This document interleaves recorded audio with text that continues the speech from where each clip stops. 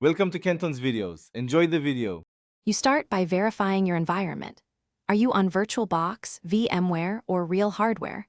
Once confirmed, install required packages so kernel modules build correctly, for example Build Essential, Linux headers, and DKMS. If using VirtualBox, mount the Guest Edition's ISO now. If VMware, prepare VMware tools.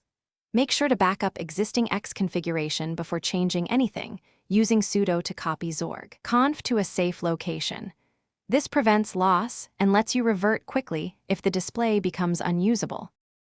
Next, install the actual display drivers or tools. Run the VirtualBox Guest Edition's installer from the mounted ISO with sudo sh or install OpenVM tools for VMware and enable the services. Once installed, reboot to load modules. After reboot, use xrandr to list available outputs and modes, create a new mode with CVT or GTF if needed, then add and apply that mode.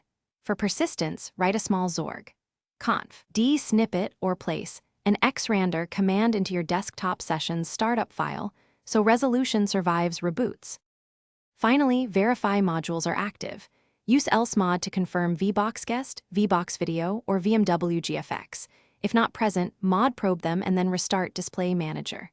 Create a persistent config file in /etc/x11/zorg conf d with the correct modes if xrandr doesn't stick.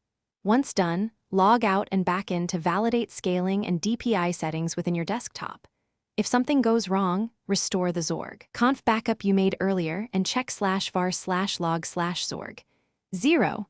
Log for errors. That log tells.